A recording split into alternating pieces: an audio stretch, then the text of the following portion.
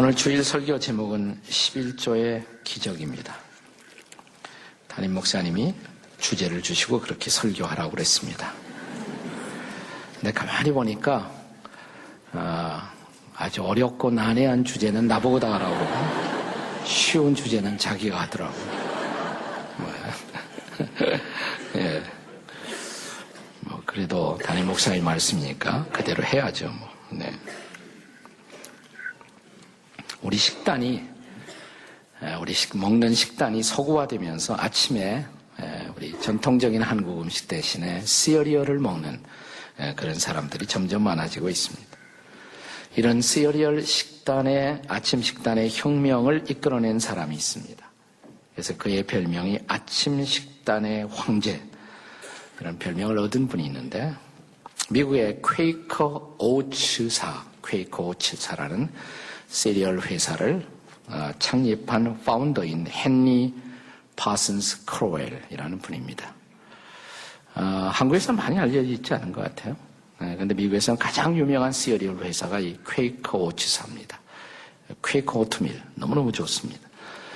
저는 미국의 호텔에 가면 아침에 항상 이게 나오기 때문에 이것을 제가 즐겨 먹기도 하는데, 건강에 아주 좋은 시리얼을 통해서 미국의 시리얼 시장을 마케팅을 석권하고 있는 대표적인 회사라고 할 수가 있습니다.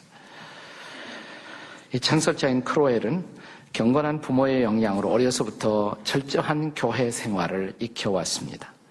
열심히 교회 예배 출석했고 열심히 성경을 읽었고 열심히 기도했습니다. 그럼에도 불구하고 구원의 확신이 없었어요.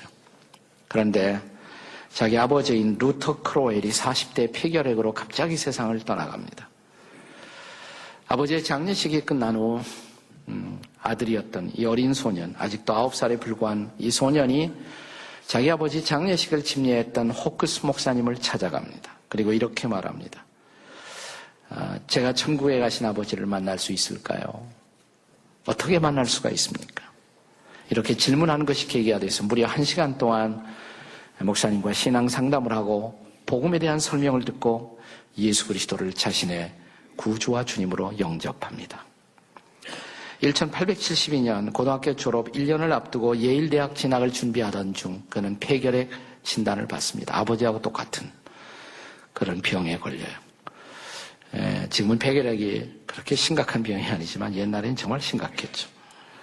학교를 중단하고 요양생활을 시작합니다. 17살 때 이래요.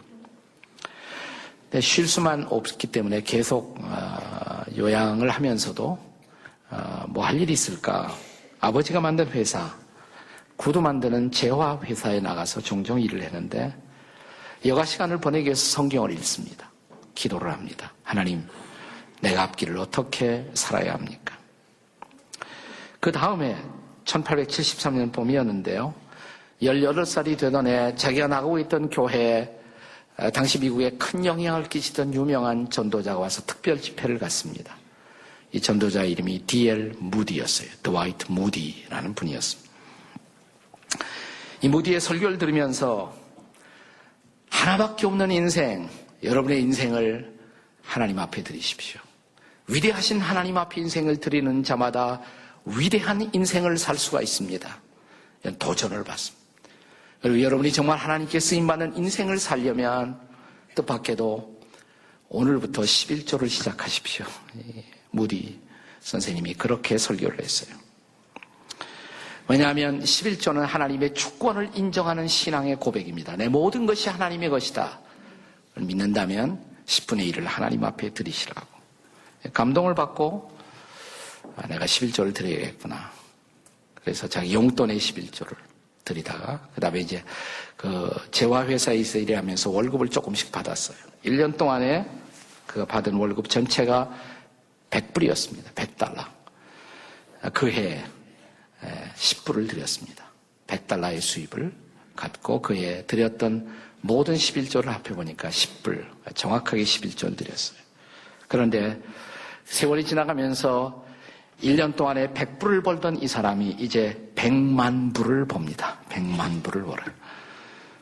그의 11조는 계속됩니다. 오늘 본문은 이런 11조의 교훈을 담아 우리에게 가르치고 있습니다. 아마도 느헤미야와 동시대를 살았던 사람, 선지자 말라기, 포로 후기 시대를 살았던 사람인데 이스라엘 백성들이 바벨론의 포로로 잡혀갔다가 돌아오잖아요. BC 400년대에 살았던 사람입니다. 이 말라기는 11조의 교훈을 가르치면서 삶의 축복과 저주를 결정하는 기적과 같은 사건, 이것이 11조다. 오늘 본문에 이런 교훈을 전달합니다. 도대체 11조가 어떤 의미에서 기적일까요? 11조가 어떤 의미에서 기적일까요? 첫째로 11조는 하나님과의 관계 회복의 기적입니다. 하나님과의 관계를 회복시키는 기적입니다. 오늘 본문은 하나님의 율법을 범하고 살던 당시의 하나님의 백성들을 향한 준엄한 책망으로 시작됩니다. 자, 본문의 7절 다 같이 읽겠습니다. 7절 다 같이 시작. 만군의 여호와가 이르노라. 너희 조상들의 날부터 너희가 나의 규례를 떠나 지키지 아니하였도다. 그런즉 내게로 돌아오라. 그리하면 나도 너희에게로 돌아가리라 하였더니 너희가 이르기를 우리가 어떻게 하여야 돌아가리까 하는도다. 우리가 말라기라는 이 책을 공부해 보시면 하나의 문학적 특성 중에 하나가 뭐냐면 말라기서가 Q&A로 되어 있어요. 질문하고 응답하고 대답하고 또 질문하고 이 Q&A 형식으로 되어 있습니다. 자, 우선 하나님이 말씀하십니다. 너희가 내 규례를 떠났다. 내 율법을 범했다. 그러면서 백성들의 회개를 촉구합니다. 그런즉 내게로 돌아오라. 내게로 돌아오라. 그리하면 나도 너희에게로 돌아가리라. 그러자 백성들이 질문을 합니다. 질문이 뭡니까? 우리가 어떻게 돌아갈 수가 있습니까? 어떻게 돌아가리까? 자, 하나님이 대답할 차례가 되었습니다. 그것이 8절이에요. 자, 8절 다 같이 읽겠습니다. 시작. 사람이 어찌 하나님의 것을 도둑질하겠느냐? 그러나 너희는 나의 것을 도둑질하고도 말하기를 우리가 어떻게 주의 것을 도둑질하였나이까 하는도다. 이는 곧 11조와 봉헌물이라. 이 말을 뒤집어서 말하면, 자, 이제 이런 하나님의 율법을 거역하던 상황에 처해 있던 이 백성들, 그 백성들에게 너희들이 회개의 증표로, 회개의 사인으로 11조를 드리기 시작한다면 이것은 너희가 회개했다는 구체적인 열매가 될 것이다. 이런 말이 됩니다. 감리계 운동을 시작한 요한 웨슬레는 이런 말을 했습니다. 나는 주머니가 회개하지 않은 사람의 회개를 믿을 수가 없다. 나는 주머니가 회개하지 않은 사람의 회개를 신용하지 않는다. 어떤 성도가 정말 하나님과 바른 관계를 맺고 하나님의 자녀로서 새로운 삶을 시작한다면 헌금 생활에 변화가 있어야 한다 이 말이죠. 제가 좋아하는 크리스찬 휴목 가운데 어떤 성도가 이제 침례를 받아요. 목사님이 이제 침례조 안에서 기다리고 있는데 이 침례를 받아야 이 사람이 들어오지 않고 자꾸 머뭇거리고 있어요. 왜 안 들어오십니까? 그러니까 제가 지갑이 있어서요. 이때 목사님 대답이 그 지갑도 침례를 받으셔야 합니다. 지갑도 침례를 받으셔야 합니다. 우리가 돈의 용도, 삶의 가치관이 변했으면 그것도 바뀌는 것이 합당하지 않겠습니까? 제가 첫 전임 전도사로 목회를 하던 시골교회, 경기도 화성의 작은 교회에서 제가 한 할머니를 잊을 수가 없어요. 그 마을에서 유명한 인색하기로 유명한 과부 할머니가 계셨어요. 상당히 부자신데 일꾼들 일시키고 아주 조금밖에 주시지 않고 아주 동네 유명했어요. 근데 할머니가 전도가 돼서 어느 날 교회를 나오기 시작하셨어요. 근데 어느 주일 이렇게 보니까 이 할머니가 헌금 시간에 헌금하면서 자꾸만 울어요. 헌금 시간에. 설교 시간에 우는 것은 정상인데 설교 시간에 말씀에 감동받고 눈물을 흘릴 수가 있는데 헌금 시간에 눈물을 흘리신단 말이에요. 이상하다. 제가 한번 물었습니다. 할머니 왜 헌금 시간에 눈물을 흘리셨어요? 매우 솔직한 대답을 하셨습니다. 제 남편이 제가 젊었을 때 죽었잖아요. 아이들 키우느라고 제가 고생 많았어요. 아이들 키우고 공부시키면서 저는 한 푼의 돈이 아까워 나를 위해서도 별로 써본 일이 없습니다. 예수 믿고 하나님 믿고 나니까 참 이 모든 것이 하나님의 은혜다 이런 생각이 들었어요. 제 평생에 처음으로 제가 제 자식들이 아닌 다른 대상을 위해서 제가 오늘 돈을 쓴 것이죠. 너무 마음이 감사해서 자꾸 눈물이 나오대요. 제가 그 얘기를 들으면서 참 고귀한 눈물이다. 이건 자신의 이기심을 깨트리고 이기적 삶을 벗어나서 이제는 보다 큰 것을 향해서 인생을 드리는 위대한 삶의 출발이었던 것입니다. 그렇습니다. 말라기 선지자는 11조의 헌신이야말로 우리가 참으로 하나님 앞에 돌아와 회개하고 하나님과의 바른 관계 속에서 새로운 인생을 출발하는 사인이다. 여러분에게 이런 회개의 합당한 열매가 있으십니까? 11조는 기적입니다. 왜 기적이냐? 하나님과 내가 올바른 관계를 맺고 변화된 새 인생을 산다. 바로 기적의 징표가 되기 때문입니다. 11조가 왜 기적일까요? 두 번째로 11조는 하나님의 사역을 흥왕하게 하는 기적입니다. 하나님의 사역을 흥왕하게 만드는 기적입니다. 우리가 본문의 10절 전반부를 보시면 이렇게 쓰여 있습니다. 만군의 여호와가 말하노라 너의 온전한 11조를 창고에 들여. 그 다음에 뭐라 그랬어요? 나의 집에 양식이 있게 하라. 다 같이 나의 집에 양식이 있게 하라. 이게 도대체 어느 집에 어디 있었던 창고냐? 예루살렘 성전 얘기하는 것입니다. 실제로 역사학자, 고고학자들은 포로 후기 시대 이스라엘 백성들이 바벨론 포로에서 돌아온 후 성전을 다시 짓죠.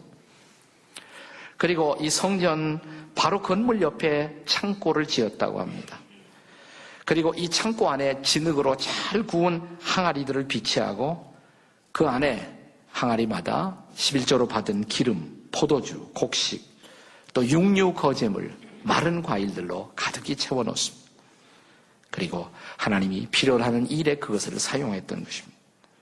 적어도 이 성전의 창고는 느헤미야의 시대까지 존재하고 있었음이 확실합니다. 자, 느헤미야 13장 5절을 보겠습니다. 느헤미야 13장 5절 다 같이 읽겠습니다.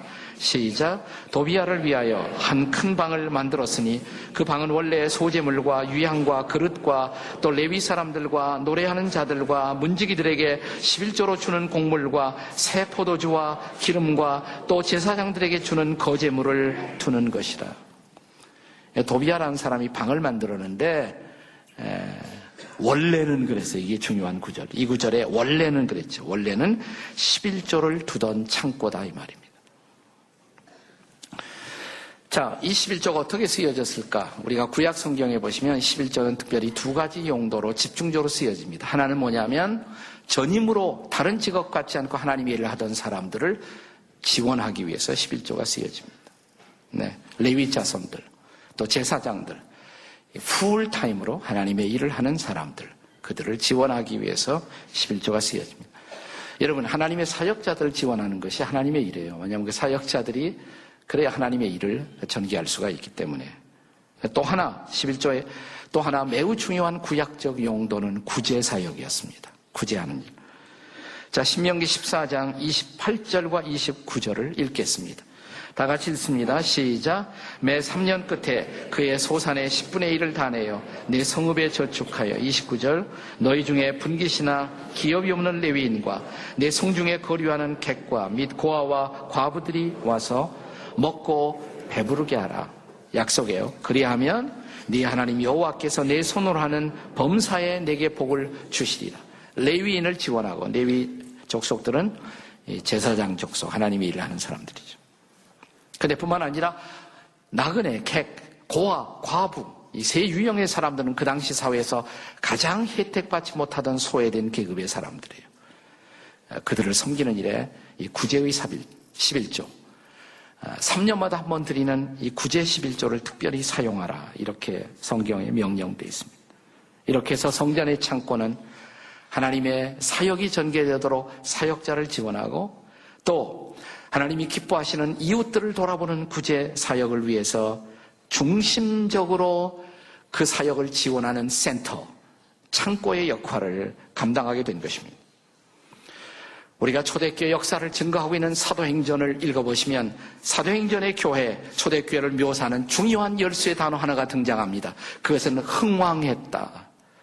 흥왕했다. 말씀이 흥왕하고 교회가 흥왕했다. 그런데 이 흥왕의 배경에는 처음 성도들, 초대 성도들의 아낌없는 헌신이 있었던 것입니다. 대표적인 사례 하나, 사도행전에 드러나는 사례, 바나바. 이 사람의 헌신을 성경은 사도행전은 이렇게 기록하고 있습니다. 자, 사도행전 4장 36절 37절입니다. 같이 읽습니다. 다 같이 시작. 구브로에서 난 레위족 사람이 있으니 이름은 요셉이라. 사도들이 일컬어 바나바라. 그가 밭이 있음에 팔아 그 값을 가지고 사도들의 발 앞에 두니라. 밭을 팔았어요. 사도들의 발 앞에 두었다. 이것으로 하나님의 일을 진행하라고. 초대교회는 지금 교회와 비교하면 그 사이즈는 형편없이 작았을지 모르지만 지금 교회보다 훨씬 더 영향력이 컸어요. 그들은 거침없이 선교와 구제 사역을 펼쳐가고 하나님 나라 지평을 넓혀갔습니다. 이런 헌신적인 사람들의 헌신이 있었기 때문에. 사도행전의 그리스도인들의 헌신은 11조를 넘어서는 위대한 헌신이었어요. 초대교회 문서에는 다음과 같은 이런 고백이 남아 있습니다. 율법을 따라 11조를 드리는 것은 의무이다. 그러나 11조 이상을 드리는 것은 은혜 받은 성도들의 특권이다. 다시 강조합니다. 중요한 말씀이에요. 율법을 따라 11조를 드리는 것은 당연한 성도의 의무이다. 그러나 11조 이상을 드리는 것은 은혜 받은 성도들의 특권이다. 이따 혹시 우리는 과연 신약 성서적으로 11조가 정당한가? 11조는 폐기되지 않았는가? 이런 질문을 하는 사람들이 있어요. 이것은 커다란 율법과 은혜의 이해하는 맥락 속에서 이해되어야 합니다. 지금 은혜의 시대인 것은 사실이에요. 그러나 그 은혜가 율법을 폐기한 것은 아니에요. 우리가 은혜 시대가 되었다고 해서 율법이 필요 없는 것은 아니란 말이에요. 네, 율법에 매이지는 않습니다. 법적으로 매이지는 않지만 은혜 안에서 율법은 더 아름답게 성취되는 것입니다.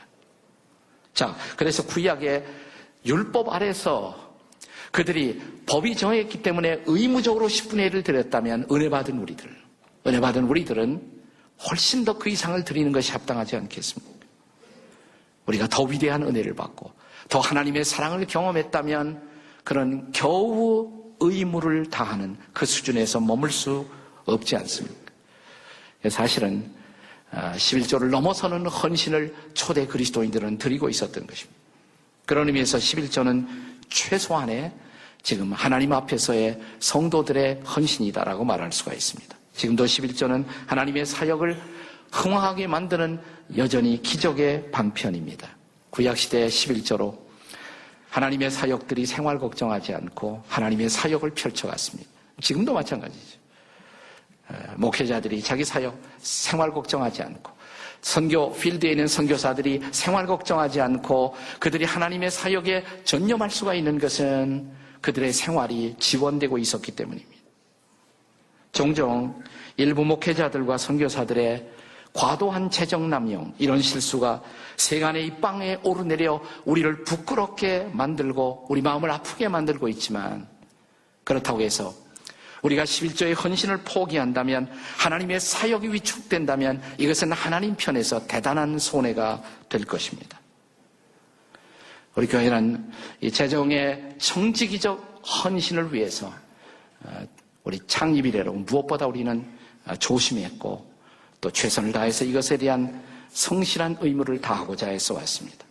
최근에 우리 교회가 지혜맨 설립을 계기로 해서 이 재단 법인 안에 다 들어왔습니다. 재단 법인 안에 교회의 재산이 들어오게 되었습니다. 뭘 뜻하느냐 하면 우리 이제 더 투명한 재정 감사를 계속해서 받게 될 것입니다. 그리고 더욱 감사한 것은 금년도에 도달해서 이제 우리 교회가 선교와 구제에 사용하는 모든 그 비용이 거의 37.5%, 38%, 40%에 가까운 비용들이 이제 선교와 구제를 위해서 쓰여지게 됩니다. 감사한 일이죠. 기억하십시오. 지금도 여전히 11조는 하나님의 사역을 흥황하게 만드는 기적이라는 것을, 우리 저 뒤에 하나님의 기적은 계속됩니다. 그 기적이 계속되려면 11조 헌신을 하셔야 합니다. 예, 옆에 있는 분들에게 하나님의 기적은 계속됩니다. 시작. 하나님의 기적은 계속됩니다. 한 번 더. 계속되도록 하시겠습니까? 네. 11조는 기적이에요. 어떤 의미에서? 세 번째로 11조는 하나님의 축복을 시험하는 기적입니다.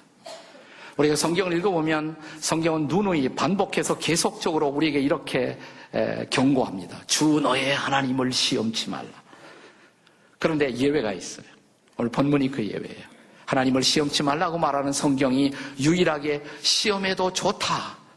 11조에 관한 하나님을 시험해도 좋다. 이게 10절의 하반부죠. 10절의 하반부. 그것으로 이 대목부터 읽겠습니다. 그것으로 다 같이 시작. 그것으로 나를 시험하여 내가 하늘 문을 열고 너에게 복을 쌓을 것이 없도록 붙지 아니하나 보라. 네.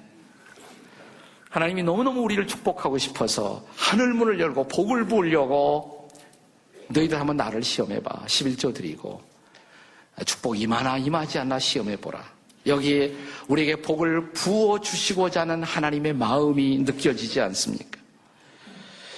네. 근데 우리가 못하는 이유. 그래도 11조 안 하면 그만큼 내가 이익인데. 11조 안 하면 이익인데. 이익일까요?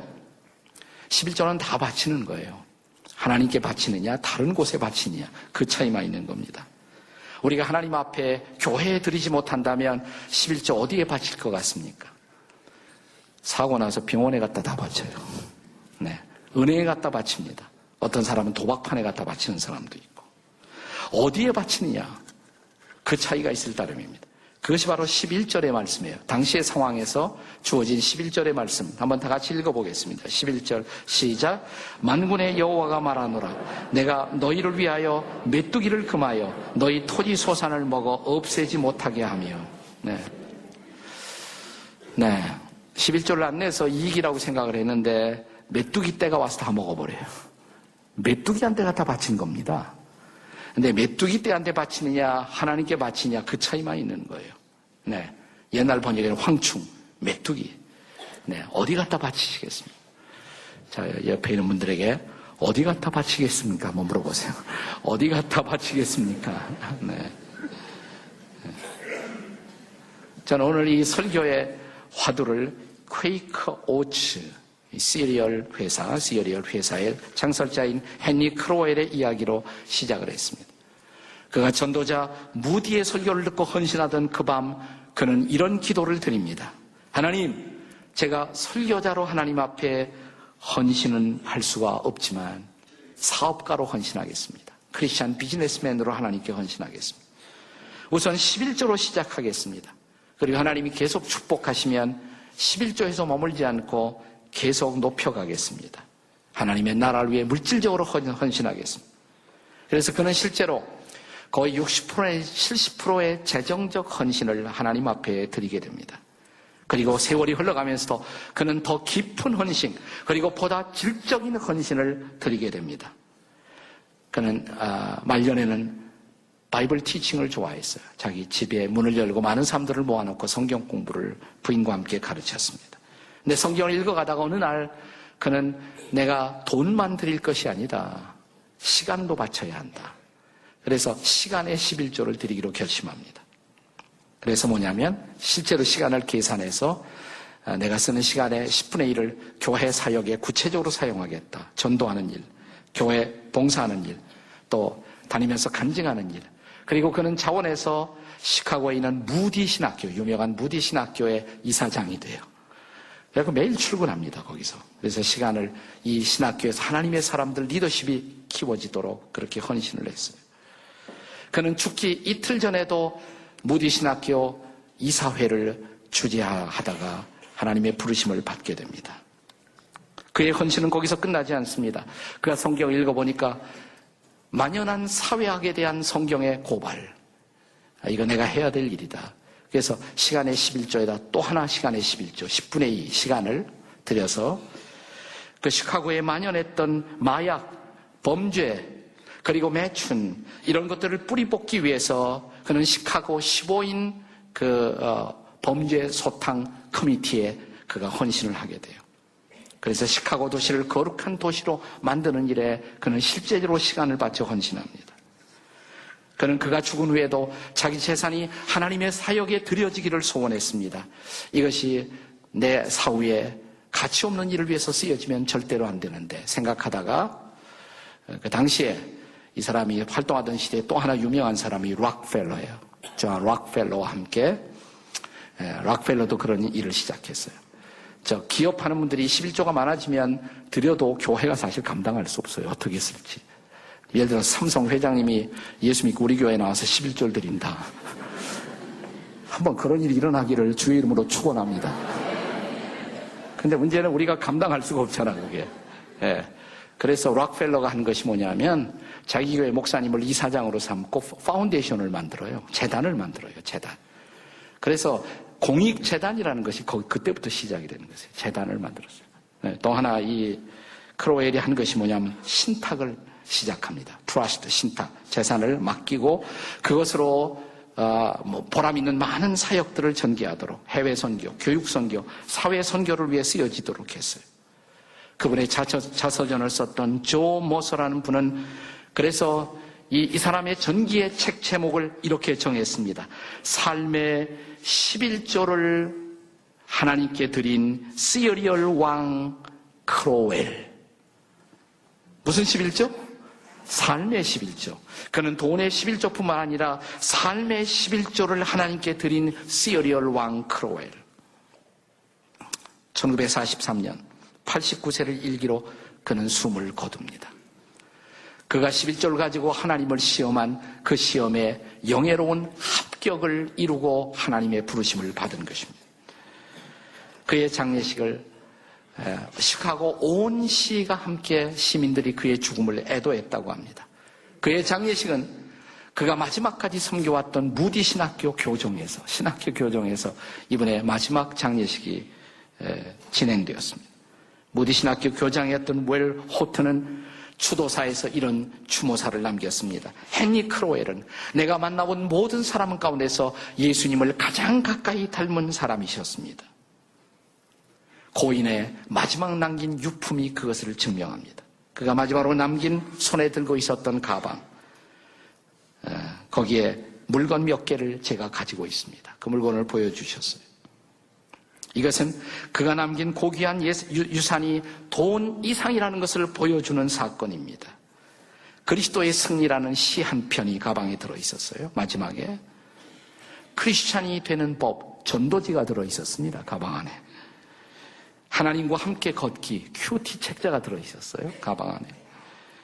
애니 존슨 프린튼, 아름다운 크리스찬 시인이 쓴 시, 이분이 그 무렵 계속해서 암송하고 묵상하던 시 한 편이었습니다. 아마도 헨리 크로웰은 이 마지막 시를 묵상했을 것입니다. 그 시는 이렇게 시작됩니다. 들어보세요. 그리스도는 손이 없습니다. 우리의 손이 바로 그의 사역을 행할 유일한 손입니다. 그분은 발이 없습니다. 우리의 발이 곧 그의 길을 인도해야 할 발입니다. 그분의 혀가 없습니다. 우리의 혀가 그의 죽음을 증거할 유일한 혀입니다. 그런데 그리스도의 사역 말고 다른 일로 내 손이 바쁘다면 어찌할꼬? 죄가 유혹하는 길로 내 발이 걸어가면 어찌할꼬? 그분이 꾸짖을 수치스러운 말을 토하고 있다면 어찌할꼬? 이런 손과 이런 발과 이런 혀로 어찌 그분을 섬길 것인가? 어찌 그분의 다시 오심을 기다릴까? 그가 어떤 마음으로 평생 주님을 섬겼는지 볼 수 있는 아름다운 시를 남기고 그는 하나님의 부르심을 받습니다. 이것이 바로 11조가 나온 기적. 돈의 기적이 아니라 삶의 기적이었어요. 삶의 기적.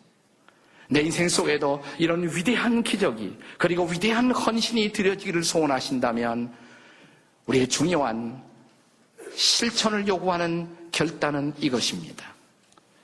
11조 하고 계십니까? 11조 어렵다면 용돈의 11조부터 시작하세요. 그래서 마침내 온전한 11조를 드릴 수 있도록. 그러면 기적은 계속될 것입니다. 하나님은 우리 가운데 기적을 행하실 것입니다. 그의 위대한 기적이 펼쳐지기를 주의 이름으로 축원합니다. 기도하시겠습니다. 하나님 아버지, 가치도 방향도 목적도 없는 인생을 방황하고 있지는 않은지요. 오늘 이 시간 우리는 11조의 아름다운 레슨 앞에서 우리의 인생의 마당이 복된 마당, 복된 인생, 기적을 경험하는 인생이 되기 위해서 거룩한 결단 앞에 섰습니다. 우리의 물질, 우리의 모든 것이 하나님의 것입니다. 그것을 고백하는 구체적인 헌신이 시작되도록 도와주시옵소서. 예수님의 이름으로 기도드립니다. 아멘.